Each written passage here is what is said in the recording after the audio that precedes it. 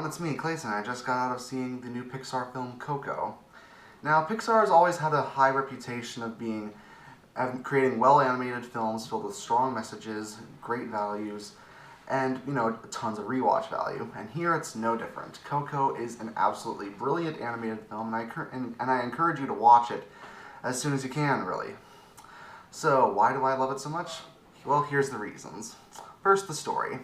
The story is about a young boy named Miguel who lives in Mexico with his family, who dreams of becoming a famous musician like his idol Ernesto de la Cruz. But his family has a big ban on music because apparently it tore their family apart.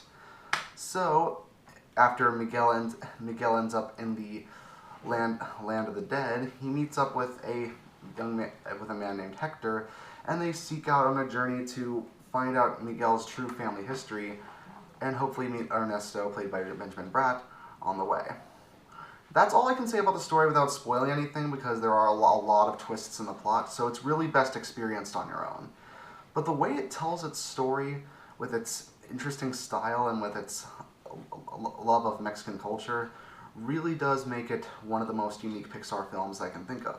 It can only work as an animated film, in my opinion.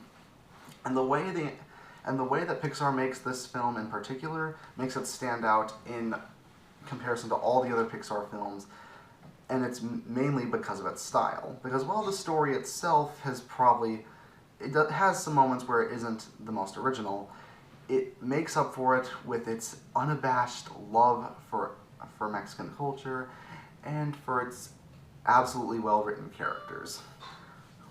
Miguel happens to feel very much like a real kid, very much how Pixar has made a lot of their child characters. Well, where he does screw up from time to time, and he does feel like he's on the wrong path at points, but he's giving it his all no matter what, and that he's just working with the information and the knowledge given to him.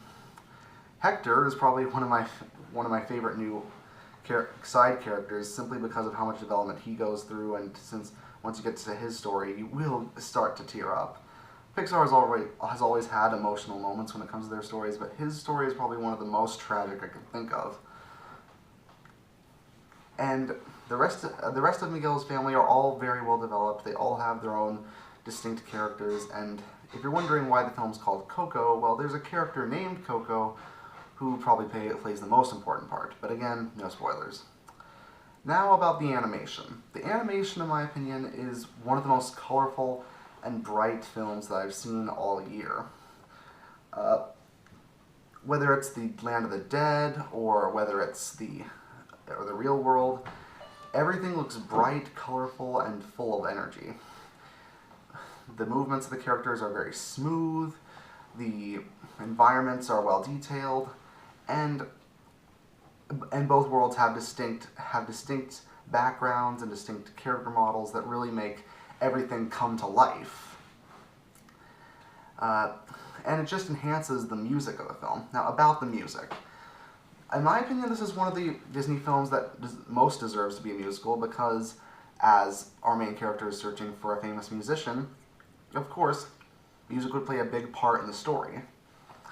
Whether it's a tragic song to help a soul move on, or an energetic song to get the crowd pumped up, music in this film means a lot more than just pleasing us, the audience.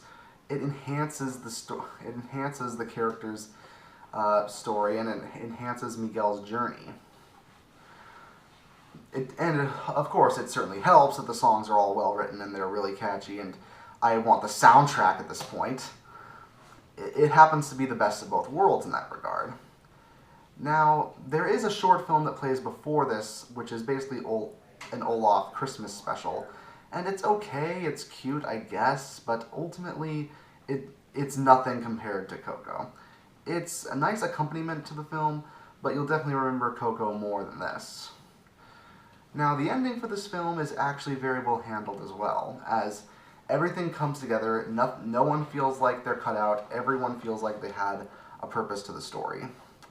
And it's all enhanced by the wonderful voice acting, especially the young boy who played Miguel. I think he's going to go very far if he gets a job in acting after this.